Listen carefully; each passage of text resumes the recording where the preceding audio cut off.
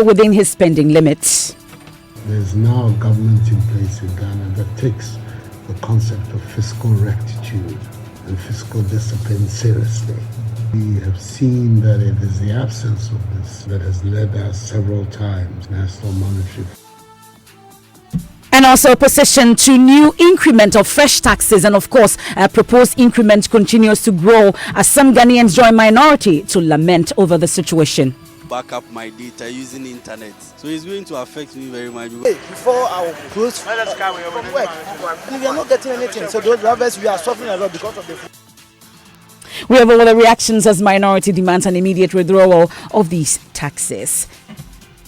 Also, Fresh Environmental Investigation Agency report exposes institutionalized timber trafficking in Ghana as Executive Director of Wildlife Division of the Forestry Commission is cited for issuing export permits despite a ban on rosewood trades. We have details. And in business, cedi's depreciation for the first half of this year increases the country's total debt stock by 9 billion Ghana cedis. President Nana Addo Dankwa Akufo-Addo has been holding talks with under-fire coach of the Black Stars, James Kwesi Appiah. We'll bring you more when it's time for sports. And as the dust settles on the controversy over the militia in the heart of the nation documentary, there are now questions about sanctions for those responsible for the presence of the DI group at the Osu Castle. And that is criminal because they are not licensed to do it. And that it has to take a reinforcement, joint effort. It cannot be just a group of some ideal unemployed young men and women. It cannot be. And then later in the bulletin, we hear from a trending taxi driver from Takoradi who became famous for his Venturi video as he takes on first acting role in the satirical KGTL vs. Mokola series. So what do you know about law? I know everything in the law. When you blend your case, I can eat it for you. I bring my case, you can eat it for me. Yeah. When I listen your talk is so cutie. I will defend you. And of course, he's still trending, and we'll bring you more on that later on. Flip side, do join us with your thoughts and comments via WhatsApp and Telegram is 0244 340 437. I am MFA Pau. And my name is Evans Mensah.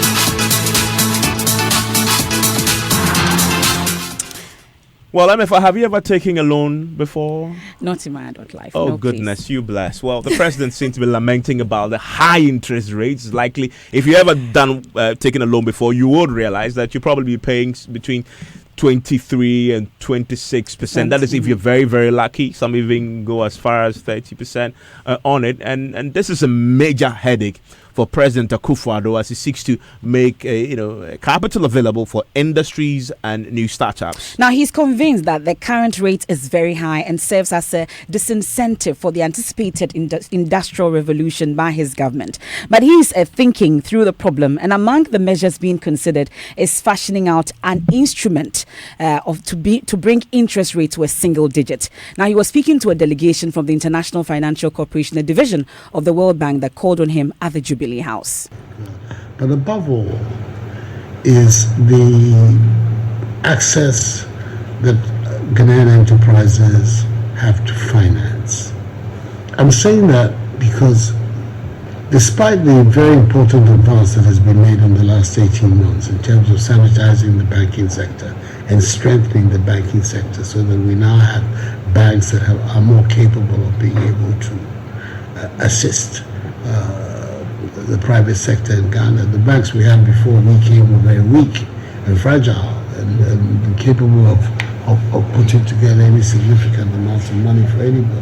That situation is changing, but it has not changed sufficiently at the moment for us to be able to sit back and say that now we've created a situation where the financial sector can be really, really autonomous and independent and assist. And I'm thinking, and I've had this discussion with the finance ministers, that we have to find a way whereby I don't know whether it's the creation of instruments or whether it is the support that can be got from organizations like yours, from the banking sector, through the Bank of Ghana. I don't know, but there's a need for some involved engagement to find how this particular hurdle can be overcome, because with the changes that have been made and even these declining rates of interest that there are, the interest rates in Ghana are still relatively high. Yes, we're still in double-digit rates of interest in Ghana, whereas really what the Ghanaian private sector has to be looking at is single-digit rates of interest, 6, 7, 8% maximum. And we don't have that here, and I believe that how you and the people in the Ministry of Finance and the Bank of Ghana can put your heads together to address this issue. Because obviously, if the entrepreneurial capacity and capabilities of Ghanaians is no longer an issue, but where does you talk about the small and medium scale enterprises, where does the entrepreneur turn to for the $50,000, $100,000, $200,000 initial support from the bank that can get his thing going? He goes to microfinance institutions who are taking not just an arm and a leg, they're taking both arms and both legs in terms of the rates of interest that they're charging. And therefore they don't represent a serious alternative. Sitting back and watching what is going on in the economy, I believe that this could be potentially the single most decisive breakthrough we can make, is to find a way whereby interest rates in this country can be brought to accessible levels. You have President Akufo-Addo, but let's bring in an economist on this matter, Professor Peter Quartey. We're grateful for your time here on NEWSNITE. So you heard the president thinking through the interest rate problem, thinking of introducing an instrument to bring interest rates to a single digit. How feasible would this be? Well, good evening to your discerning listeners. As I can understand the president's passion to get interest rates down because that ties in with government policy of ensuring that the cost of doing business is low, so we could generate employment. However, in a market economy, you cannot force interest rates. There's been attempts to do that. Kenya tried to do it; it didn't work. And even to the single digit, that would not be feasible in the sense that the rate of inflation is currently around 9%. Now, if you want to lend or you put your money in a bank, you certainly expect something above 9% because your real rate of interest should be, after taking off inflation, should be positive. So the single digit itself might be a problem. The interest rate build-up includes risk, the default rate, the cost of the funds itself, and many other variables. So inflation is a factor, and then all these other factors. And therefore, it is quite impossible in the current dispensation to expect a single-digit interest rate. So then, it may be difficult to keep it at a single digit, like you're saying, but it remains a worry for the president. How then does he navigate around this problem? I think the Bank of Ghana has tried something, has started something. For instance, the reference rate. It's a rate that guides the banks in terms of to what extent they can go beyond that rate. So there's a margin to which they can operate. I think that's the starting point. But I believe going forward, the president can, as usual, ensure that we have macroeconomic stability. Once the inflation rate is low, once the economy is growing, people are able to pay their loans, the default rate is low, and cost of doing business is low. Of course, interest rates will come down. Then also, government-owned borrowing from the banking system. This day, we've seen the treasury bill rate come down, and that is gradually or marginally decreasing the lending rates. But if government continues to borrow from the domestic economy, that can fuel local interest rates and will not inure to our benefit. So these are factors that has to be looked into. But forcing interest rates down using legislation might not work. We're grateful for your time here on NEWSNITE. Professor Peter Quartey there, he's an economist. Well, let's stay with the subject of economy and back to the mid-year budget review and the announcements that some taxes are going to go up, and there's some growing opposition to these increases now. We've heard from the minority side that we're going to hear shortly from you, who'll be speaking to us with consensus about the increases going up shortly. The Finance Minister, Ken Ofori-Atta, while presenting the mid-year budget review, announced that the luxury vehicle tax introduced last year has been abolished, and we're now hearing that the instrument to totally repeal it has now been submitted to Parliament for consideration. About 90 pesos per gallon tax has been introduced as well on petrol and diesel. You may start feeling it at the pumps, possibly from 1st of August.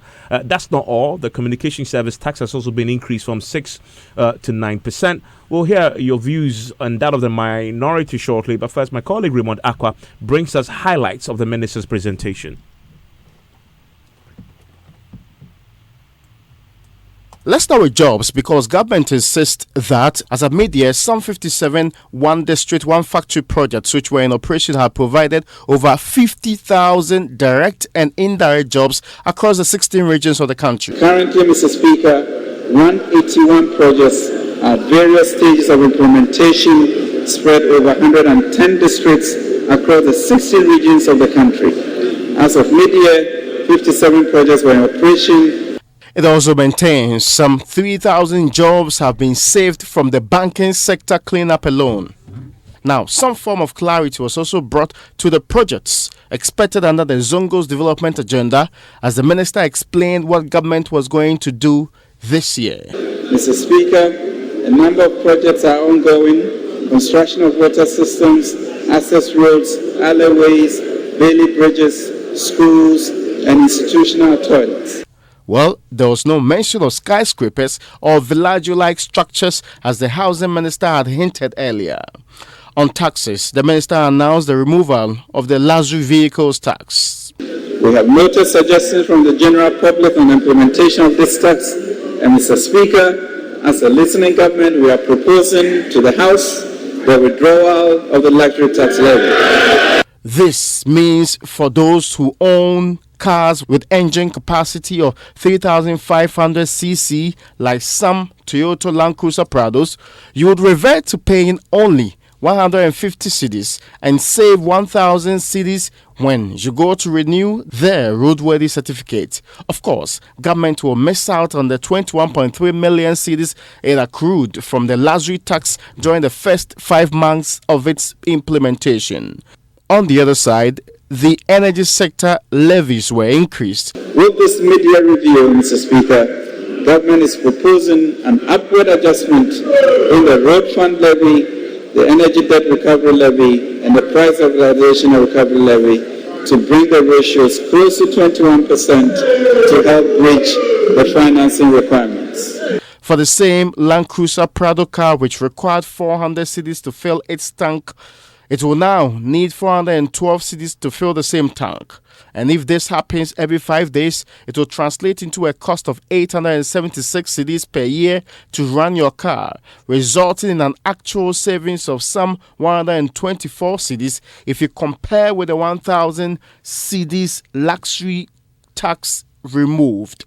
For liquefied petroleum gas, which got an increase of 8 pesos per kilogram, you will pay some 1 cedi 70 pesos more. For example, in 2015, a typical 40.5 kg LPG cylinder cost 48 cedis, and a bag of charcoal then was also 40 cedis. While a bag of charcoal is now 45 cedis, the same 14.5 kg LPG cost 81 cedis 70 pesos.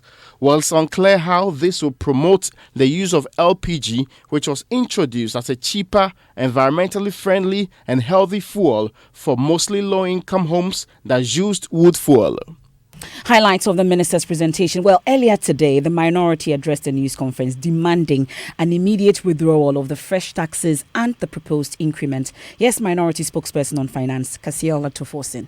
The populist policies adopted by President Akufo-Addo have come full cycle and are throwing all the gains made from the fiscal consolidation period to the coming into the office of the MPP. It has become obvious that the MPP has no intention of keeping their promises to Ghanaians. The imposition of taxes, fuel prices, adjustment, and the resolution of the general hardship facing Ghanaians. The media budget presented by the minister responsible for finance only offers gloom and portends very difficult times for the people of Ghana. There's therefore the need for President Akufo-Addo and his government to change the course, or they will plunge this economy into a bigger challenge. Now let's turn the microphones over to you. Some Ghanaians have been speaking to us on their thoughts of what they heard yesterday.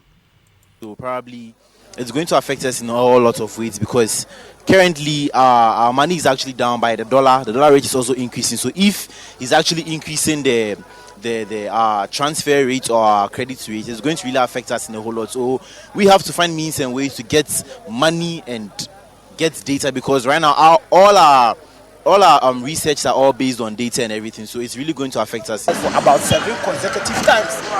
That will be situation. You understand? It's very wrong.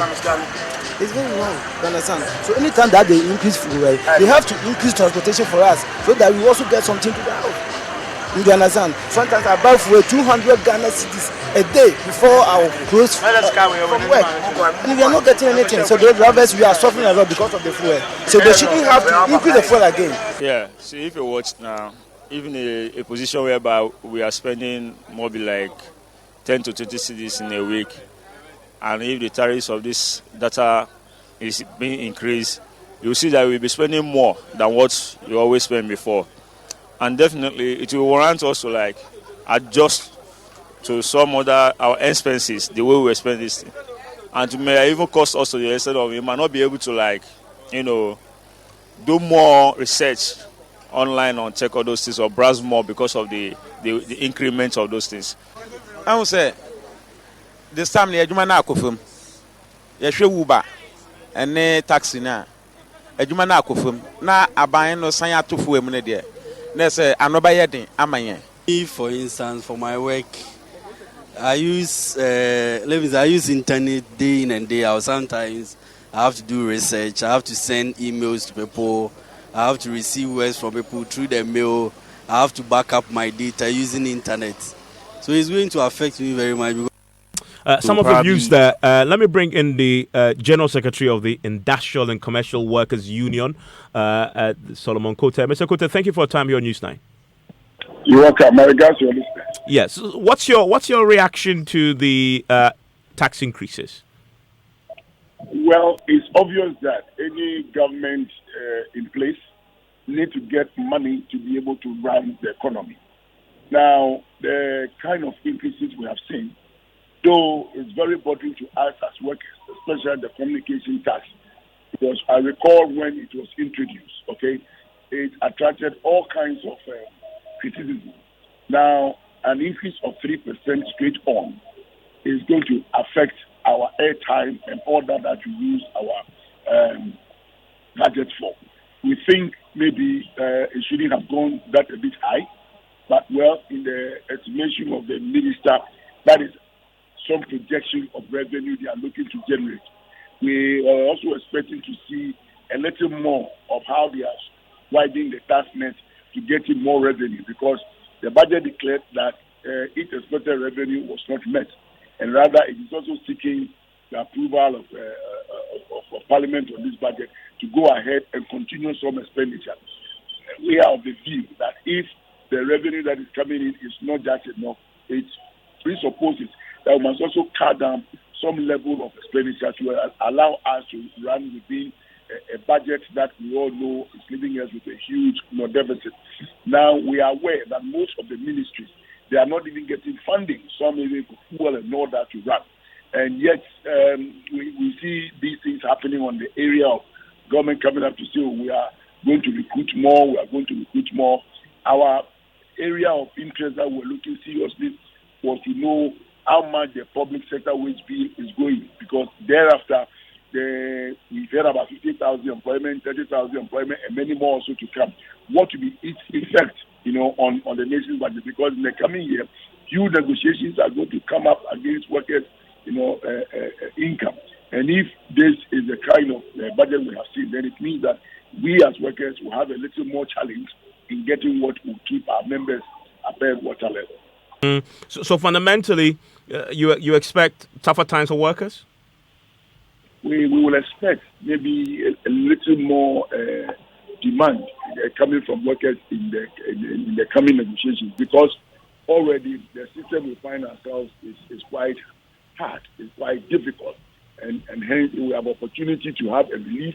The opportunity will come through our negotiations, and that is what I believe the minister, being experienced, is aware that maybe something under is going to surprise Ghanaian workers. So, for fundamentally, your expectation is that these increases should come with increased wages? Yes, of course, because you cannot keep the equation reducing the other and then leaving the other to also increasing. Other than that, you will never balance. We are expecting that much as those expenditures that affect our daily livelihood, like the fuel and all those things that have been affected in this budget, its rippling effect will also mean that the ordinary worker's income is also going to suffer some additional expenditure. So if we don't see increase in our income, how can we sustain and survive in this very harsh economy? That is Solomon Kote. Thank you very much, sir. He is the General Secretary of the Industrial and Commercial Workers Union. What do you make of his position that the increases must come with increased wages? Send me a WhatsApp, 0244347743. That's 0244340437 is a WhatsApp line. Walanyo in Akwetiap is on our Facebook page. On a WhatsApp console. It says, anywhere you go in the world, government develop the nation through revenue. I'm just suggesting that since NDC is opposing every tax collection at which the government will use your salaries to develop the country, if this is what they want, I rest my case. Keep your messages coming. Let's share it with the rest of the world here on NewsNight. But while we wait for your messages, though, let's do something else. Militia in the heart of the nation. Now, despite government's claim that the recent National Media Commission ruling on the Joy News' Militia in the Heart of the Nation documentary vindicates its argument that the station aired, questions remain as to what became of those who trespassed the former seat of government. Now, government maintains that the NMC in the ruling sustained the state's argument that the documentary had a misleading advertisement and also showed background footage that was unrelated to the activities of the DI group.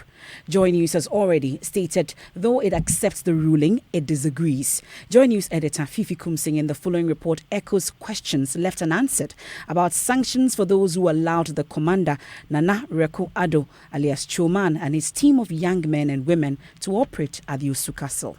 In the documentary, Joy News established the presence of the group operating illegally at the former seat of government. The state did not contest this, except to say that the people were a group of young men and women dressed up in white shirts and black suits, converging at the castle Osu in the belief that jobs will be found for them. Information Minister Kojo Oponkroma, at a news conference in March this year, indicated that the leader, Nana Reko Ado, also known as Choman, was appointed to retrieve vehicles from appointees of the erstwhile Mahama administration, finished in 2018, but decided to operate his own business from the castle. After the conclusion of the work of the task force in August 2018, he subsequently converted the office allocated to him into a private business office for the stated purposes of his company. Mr. Oponkroma said the situation was handled immediately it was discovered. But it was quickly dealt with in October 2018 when he was evicted from the premises by a joint operation involving personnel of the National Security Secretariat and the Ghana Police Service. But that's the problem. The government does not talk about who took responsibility and whether anyone has been sanctioned for allowing an unregistered security company to run from the Osu Castle. Here is private legal practitioner Ace Ankoma speaking on the matter earlier this year. He said the eviction was not enough. Eviction means you can go and sin no more. But this is these guys on the face of it are as guilty as sin. but they evicted and they have the temerity, impudence, audacity to return to the prime real estate, the old slave fort, and then they have to be re-evicted. And so, you see, that's my problem. The law just does not work in this country. Mr. Ankuma said the state must have ensured the prosecution of the people. This is their own clear admission that they are operating to the extent that they don't have a license. How do you arrest a group you evicted and may not know where they are? Well, you evicted and they came back. And they only yesterday or 2 days ago went back to re-evict. Who did they evict? They didn't evict chairs and tables. They evicted people. There should have been eviction. There should have been an arrest. But this is critical when in government's own statement, signed and read by Mr. Oponkroma, the people were not permitted to operate at the state facility. He said, admittedly, this should not have been allowed to happen in the first place. Former GFA spokesperson Randy Abe said someone must take responsibility for the operation of the group at the castle. Is anybody being held responsible? So now the focus is on, are they militia? They're not. Do they have a disposition to violence? They are not.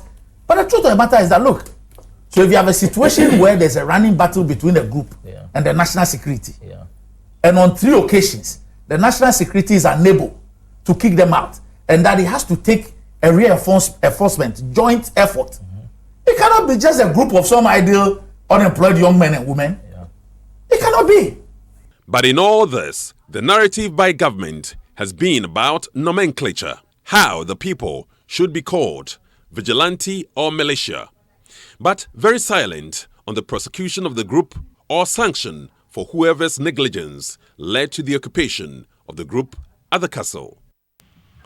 Well, International Media Freedom Organization Reporters Without Borders has backed, Ghana's Defend Media Freedom campaign. Delphine Pellegrino, who is North America Advocacy Officer for the organization, said it's exciting. Media organizations and personnel are standing up and defending themselves. She was speaking to Joy News at the Congress of International Federation of Agriculture Journalists in the USA.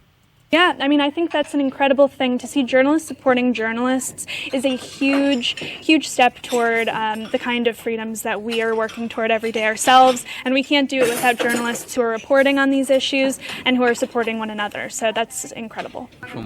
Yeah, no, we are seeing that across the world. I mean, journalists supporting journalists is something that's happening not just in Ghana, but in the United States and in Latin America, and ensuring that the stories of journalists who are killed, like in Ghana, or arrested, or being told is a huge step toward liberation for journalists. And what role or what support do you think ordinary members of the public can give to some of these campaigns? So they ordinary members of the public? Yes.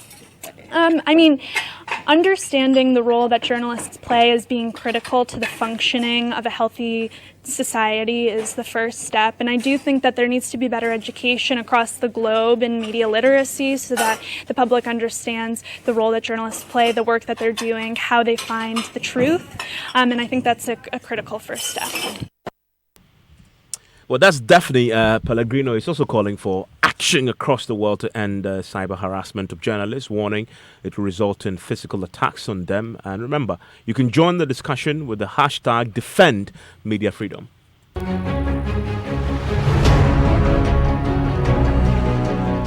He held my shirt, pulled me back, and slapped me in the face. He came and held me again and then pushed me to a crowd of police officers who had gathered. They all started beating me, slapping me. He slapped my eye. I went blank and I was falling, so the people around held me.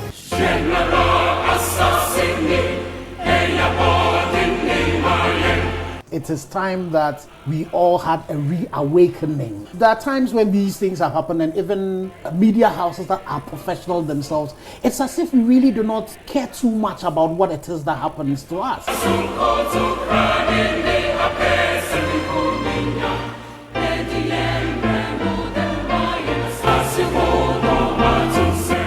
The media must come together as one. If a reporter at Joy FM is brutalized, every journalist in this country must be concerned. You don't get excited or keep quiet because it is Joy FM. The system should be seen to be dealing surgically with the perpetrators of attack against journalists. But this ugly spectacle must end.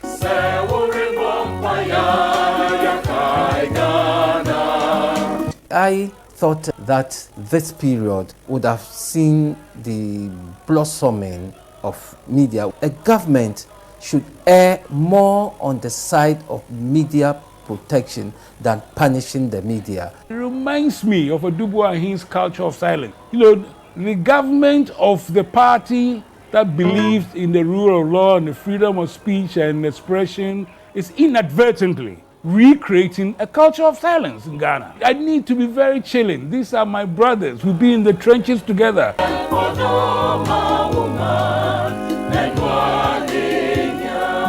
That if the media is not responsible, then the freedoms will be taken away. And this is an utterly irresponsible statement, especially coming from media practitioners. Nothing justifies the limiting of the space for free expression. Nothing in the world can justify that.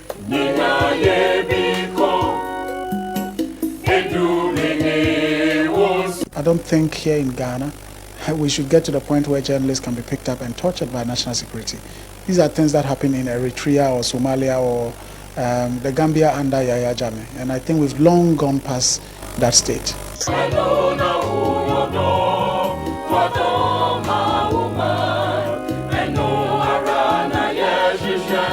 The hashtag is Defend Media Freedom. And you're still listening to NewsNight here on Joy 99.7 FM. Still to come, fresh Environmental Investigation Agency report exposes institutionalized timber trafficking in Ghana as Executive Director of Wildlife Division of the Forestry Commission is cited for issuing export permits despite a ban on rosewood trade. We have details here on NewsNight After Business with George Riafe. George, what's in business?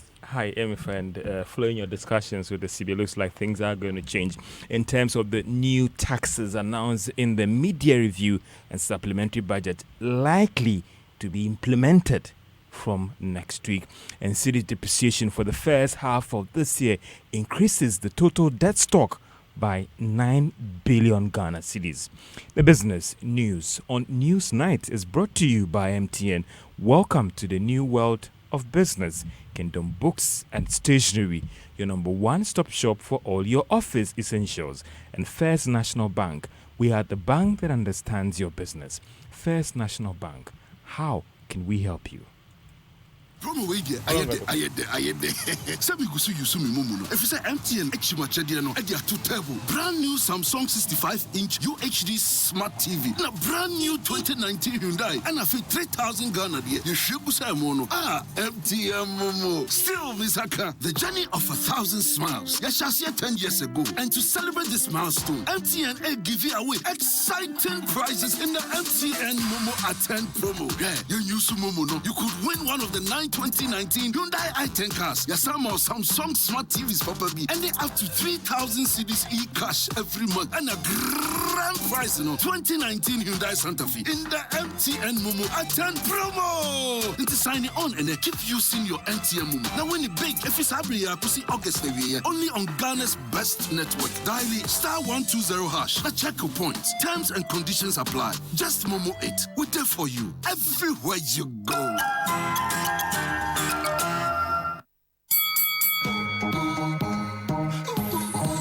It's time again for some back-to-school savings. Ghana's largest stationery emporium, Kingdom Books and Stationery, returns with the back-to-school discount promotion. Simply purchase exercise books, notebooks, textbooks, markers, pens, school bags, and more from August 15th to September 30th and enjoy up to 10% discount, plus other instant giveaway. Calling out to all students and retailers. Visit any of our branches nationwide today at Akwaje near the La General Hospital, Osu near the cemetery, Temba near TDC, Kumasi on the KNUST campus, and now at the Mervyn Pick Ambassador Hotel, and enjoy the Kingdom Books Back to School discount promotion. Call us on 0302-764-101 or 0302-762-792. Kingdom Books and Stationery. Quality products at affordable prices. Terms and conditions apply.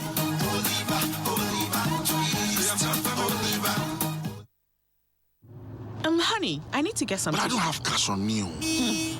Let me get some fuel quickly and let's go. And how are you going to get the fuel? I thought you said you didn't have cash on you.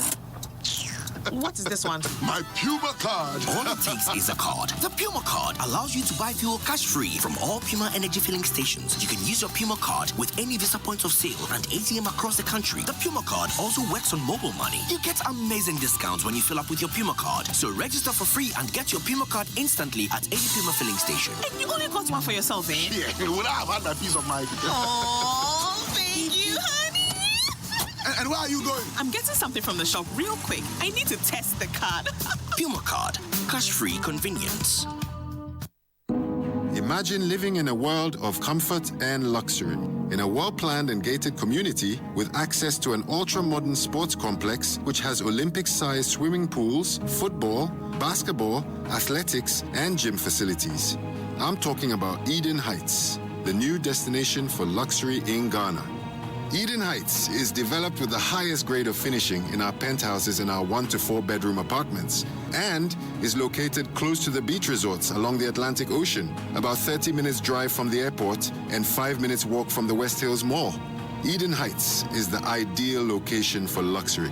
Visit us at edenheights.com.gh or email to sales@edenheights.com.gh or call us on 050-153-1444 or 050-153-1445 for more information. Eden Heights, welcome home.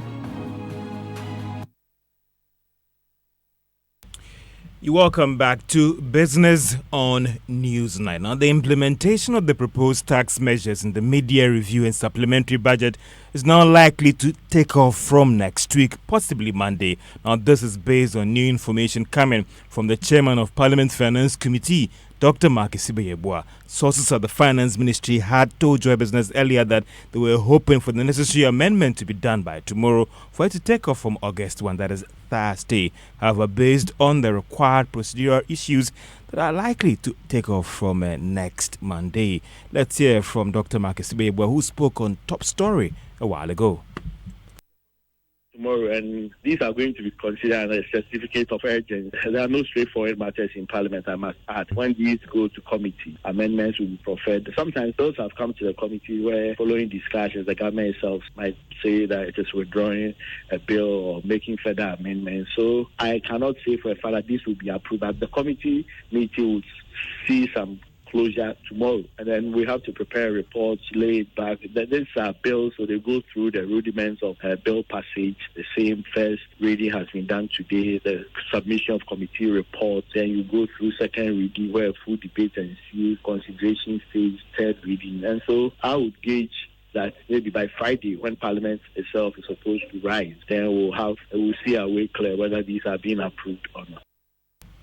And that is the chair of Parliament's Finance Committee, Dr. Mark Isibeyebua. Now, this, if it actually takes off, should surely impact on the cost of doing business in the country and also possibly impact negatively on the cost of living. Now, some analysts are also worried about its impact on fuel prices, and i.e., that is also services and the cost of goods and services actually going up.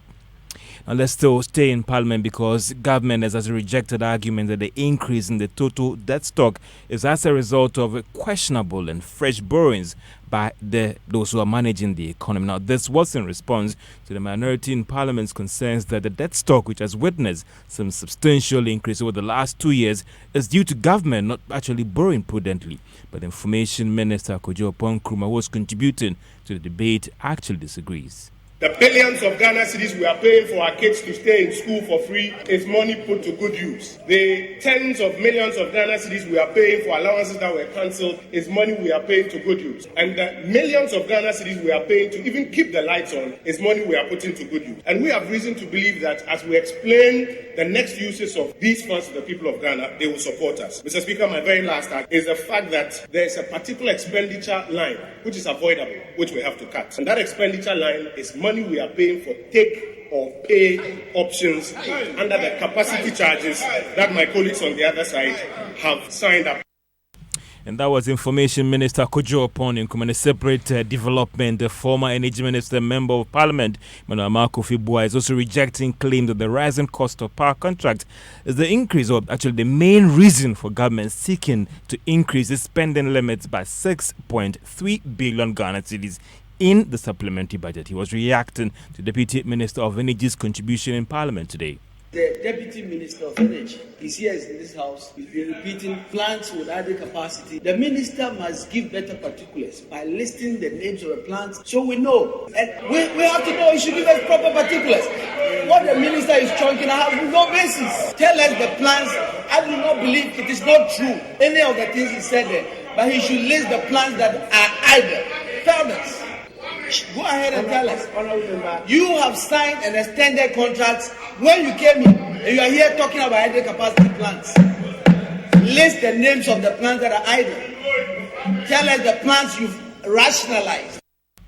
Manama Kofi-Boa is the former energy minister and member of Parliament.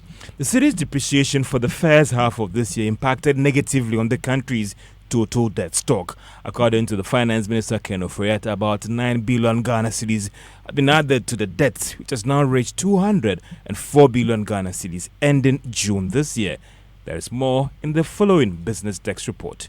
The development shows that a city's depreciation does not only affect businesses and prices of goods and services, but the broad economy. The development shows that a city's depreciation does not only affect businesses and prices of goods and services, but the economy as a whole. The 9 billion cedi debt addition to the debt stock was as a result of a little over 8.35% depreciation of the cedi against the dollar from January to June this year.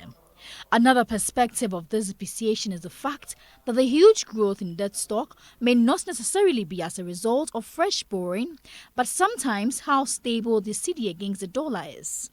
According to the revised mid-year estimates, interest payments on loans now stand at 19.5 billion cedis. It could mean that any time the cedi depreciates, the debt stock would increase further. The interest payments is the second biggest spending item on government's budget, more than what it's spending on infrastructure projects as well as social intervention programs. Some have argued that the development shows that a lot needs to be done to firmly stabilize the cedi to lessen the impact of depreciation on the economy, interest payments and on inflation. Let's do some quick stock market news. If you're an investor in gold, the value of each share held went down by 2 pesos and is now worth 2 Ghana cedis. Cal Bank actually went up marginally by a peso to close at 99 pesos. So it will still be about the budget, but things are just not over. Well, there's more conversation about the budget on PM Express tonight. Kojo Nkrumah, who is the information minister, is going to be my guest as we break it down a bit more. Just making sense of it all. I mean, the politics, the reality, and most importantly, the listener, how is the it affecting impact you? On my salary. Absolutely. On your salary, yes. I mean, we just had the Solomon Kote make the point that the increases in the taxes should come with increased wages. It will be interesting to find out what government is planning, because the finance minister hinted at that. But that will be factored in the main budget that will be presented in November this year. 2020. That will be the election year budget. Okay. And we'll all be watching the deficit. Okay, well, that's an interesting one. But send me your questions for Kojo Nkrumah, who's going to be on PM Express later tonight. Go into the Joy News Facebook page and send us your questions for him. A few of your messages on our platform says every nation thrives on taxes, and Ghana is no exception. Our leader would have to find a way to effective tax collection than always increasing the taxes. Musa says, Evans, I totally agree with the minority. Finance Minister has deceived the Ghanaian.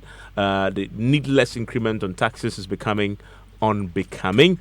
And a final one says the president should be worried about the obnoxious taxes they have been imposing on Ghanaians than the crocodile tears he's sharing about bank interest rates on loans. A few of your messages there, and don't forget to send me your questions ahead for the information minister Kojo Nkrumah, who's going to be on PMS later tonight to take your questions and ours as well on the mid-year budget review.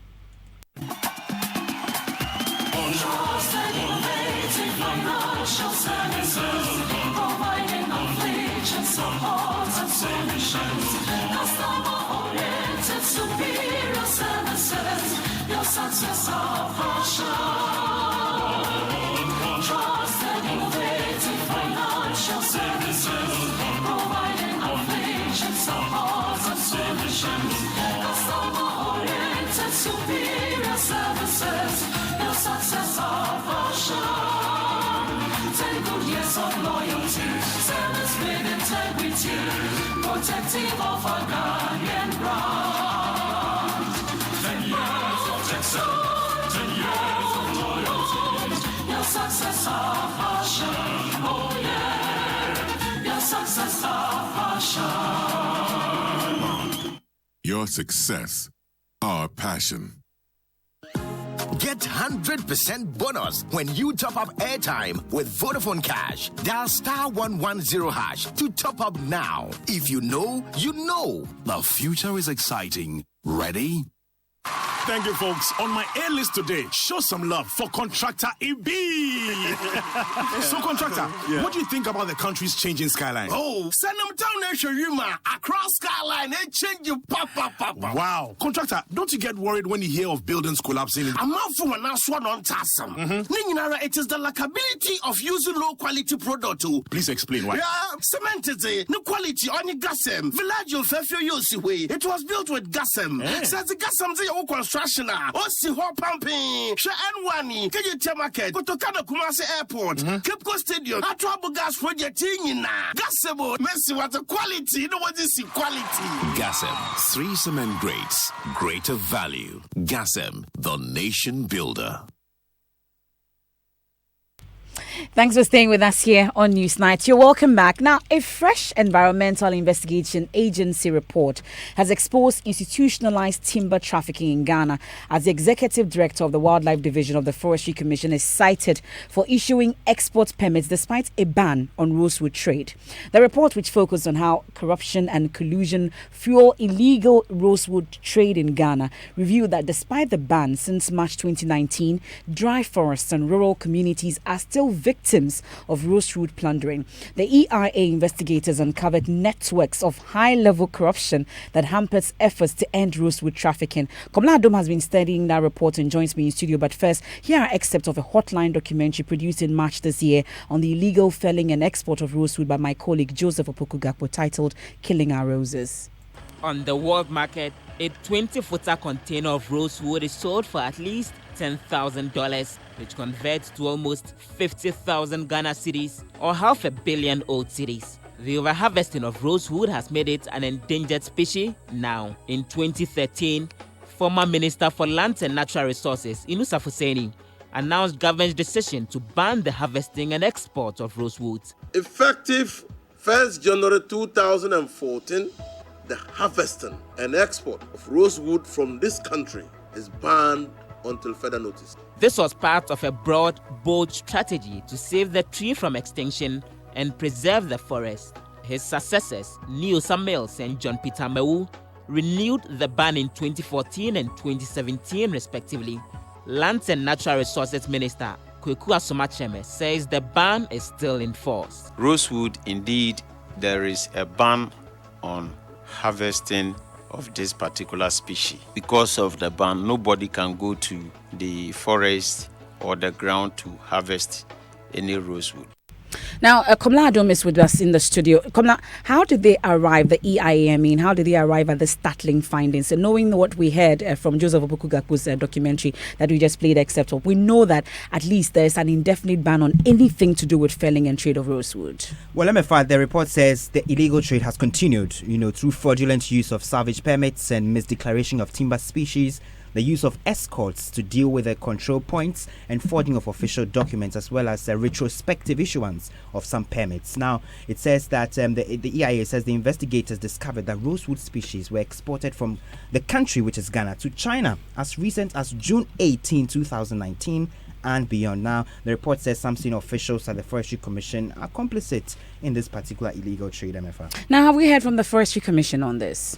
MFR, the Commission says it is currently studying the report, and in the coming days, it will respond to the issues appropriately on the matter involving one of its executive directors of the Wildlife Commission. Our sources say he is currently on retirement, but he has been contacted by the Forestry Commission boss himself, and then in the coming days they're going to issue an appropriate response. And I must say, last month I was in Wa, and I was traveling from Tamale to Wa. On that stretch, personally, I saw a huge truck carrying rosewood, and this was the time that they were supposed to that should be legal, and they were traveling on the road that had police barriers, and I was stopped and wondered how could they be this bold in doing this at the time of a ban. And so it's actually going on. Let's try and delve deeper into the report.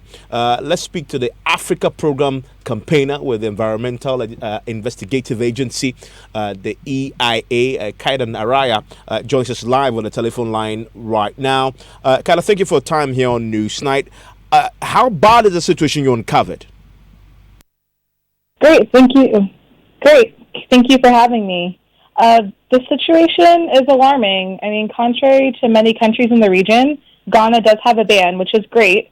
Unfortunately, we found that this ban is not being enforced, which creates a troubling crisis in which this wood is being allowed to be traded despite the ban.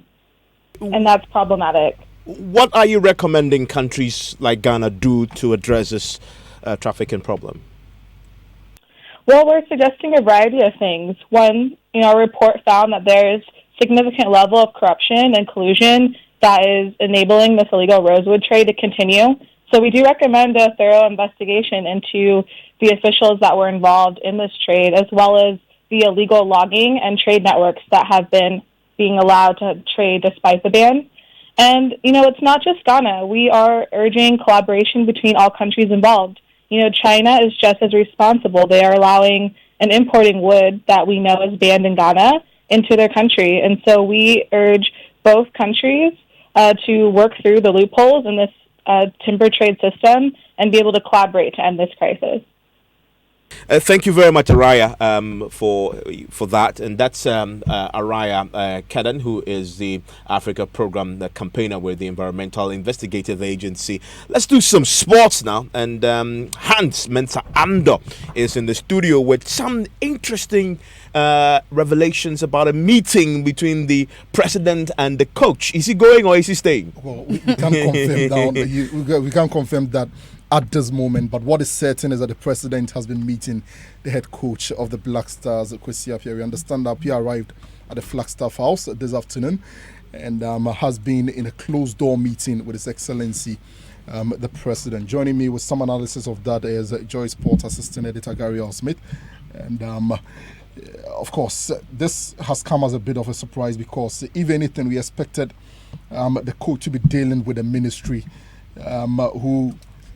who of course, have been in charge of his appointment. We also understand that we know that his contract ends at the end of this year. So this has come as a bit of a surprise, hasn't it? Yes, when we got the report, it came as a bit of a surprise. But I think it's in keeping with what we've seen in the past 2 to 3 months. The president has taken a personal interest in the Black Stars.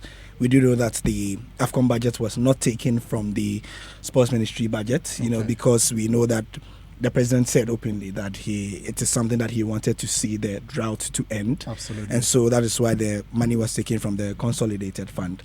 Okay. He intervened personally in the purported issues between Asamoah and Andre Ayew. So I just think it's just in keeping with the fact that the president has taken a personal interest in it. Of course, there are those who feel that this should not be the case. And that was what I was coming to. Isn't all of this a bit problematic? Because, for a lot of people, if, for instance, Asamoah said he had retired from the national team, that should have been the end of the story. Is the president not getting a bit too involved, seeing as there is a sports minister who is supposed to be handling these matters? Well, the fact of the matter is that, football has always historically held a pride of place. Some may say unfairly, when you consider all the other sports. And so every head of state comes in and gives football a bit more special attention than others. And so it's easier for the coach of the national football team to say, I'd like to have a word with the president than the coach of the national badminton team.